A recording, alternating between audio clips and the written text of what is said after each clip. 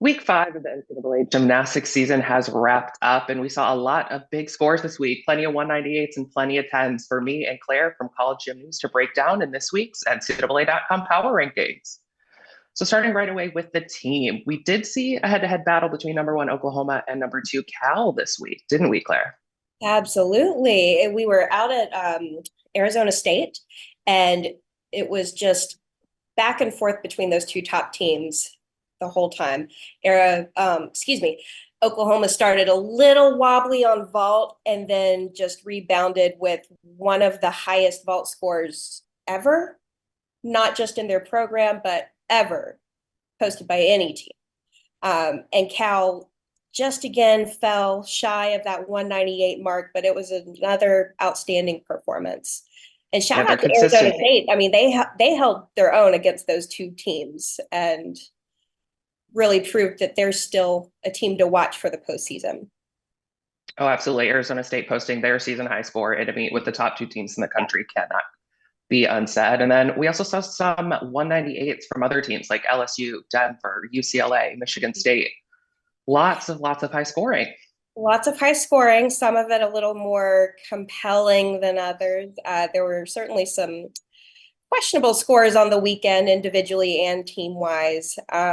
But that said, there were also some pretty phenomenal performances. And this is why we do the power rankings, because we need to acknowledge just how good these teams are when we can't always depend on the scores to tell the whole story. Oh, absolutely. And it's subjectively, judged for it. It's important Right. to tell the whole story that the numbers can't Yeah. necessarily always tell. So Yeah. one of those, yeah, go ahead. I was going to say, I think Kentucky, theirs is the lowest score in the power ranking this week, or one of the lowest scores in the power rankings this week. But I don't think you can overstate just what a convincing performance that was. They scored this against Alabama on the road. There is no doubt in my mind this is one of the top three teams in the country, and even without a 198, they don't need a 198 to demonstrate that. Oh, absolutely. They're building momentum in so many different ways. I think that was their first win in Tuscaloosa in program history. So they are certainly looking the part of championship contender without a doubt. And then one of the most impressive individual performances we had this week was from Selena Harris, who jumps into our all around standings this week. A little bit of a slow start on vault, but really made up for that in the second half of her meet. She was fantastic. I was actually watching that meet live, and I thought she was slightly underscored on vault and bars even.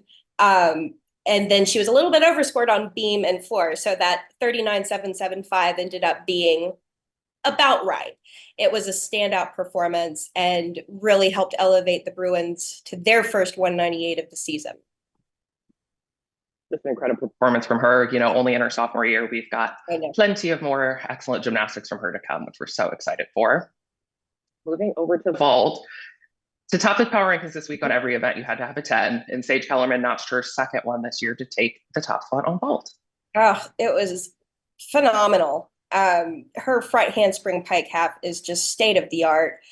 Bryant obviously gets the lion's share of attention for hers because it is so high and so floaty, and she opens up so early. But Kellerman's is just money, especially her landing. She just drills that thing into the ground. She has great air awareness. And she got a 10 at Michigan. So for those of you who don't watch other Big Ten sports, that's one of the oldest and fiercest rivalries in the country, in just about any sport, not just gymnastics. And so for a Michigan State gymnast to get a 10 at Michigan, that's pretty special. Absolutely. And both of her 10s this year have actually come on the road, which is incredibly remarkable. And I'm sure she's really hoping to get one in East Lansing before the season's done, too. Oh, yeah. So I'm sure the home crowd would love that, too. Absolutely. The Spartan fans deserve it for sure. This week's bars 10 went to Jordan Bowers, which is a little bit surprising considering her teammate Audrey Davis, who comes in at number 2 in this week's rankings, was really the bars aficionado to watch for Oklahoma this year. They pack a really powerful 1-2 punch, though, or I guess 5-6 punch at the end of that lineup. Bowers has historically been known more for her vault and floor work, but she is exquisite on bars. She's got just those perfect lines and impeccable technique. And when she gets her dismount, there's really nothing that you can take from her.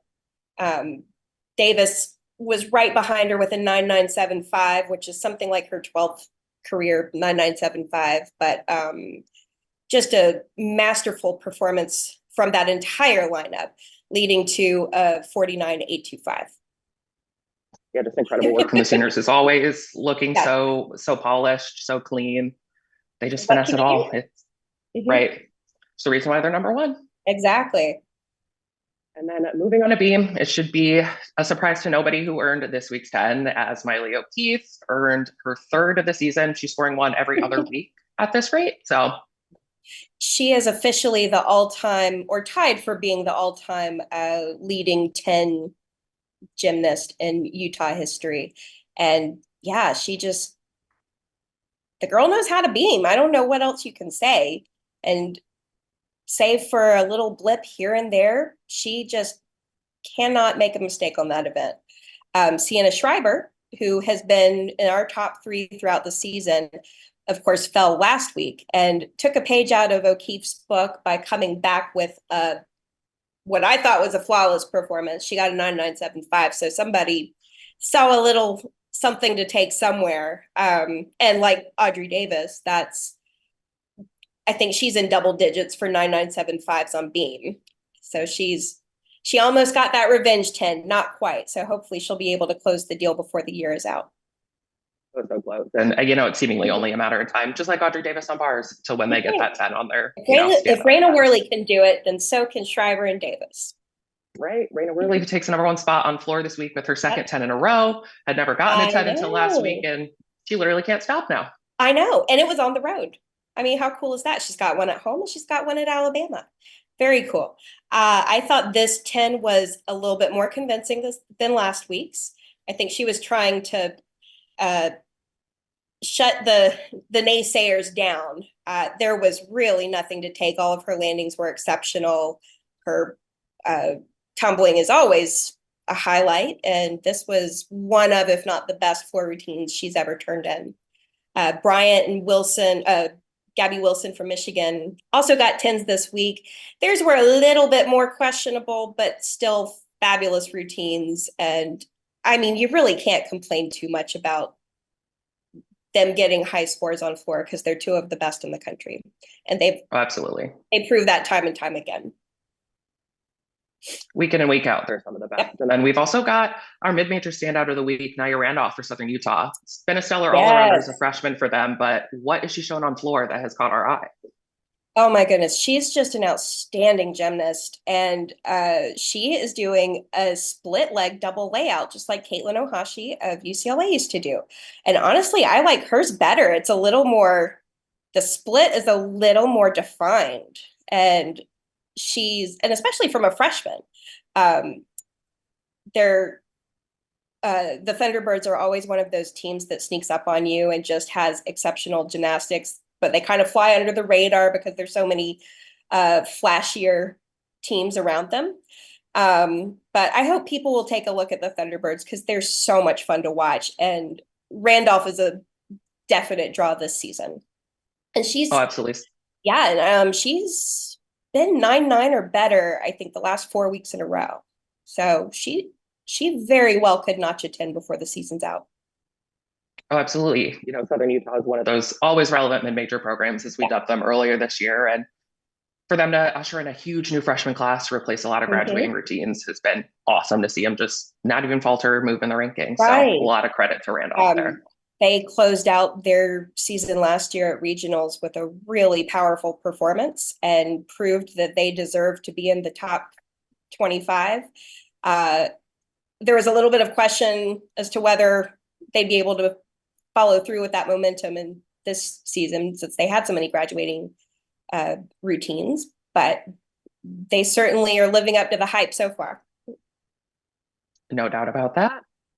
That wraps up our week 5 rankings. In week 6, we don't have as many top 10 matchups as we saw in week 5, but we got a lot of things ready for, upset potential. LSU at Georgia, Arkansas at Florida. So plenty of things to keep your eye on, and we will be back next Monday with our wrap up.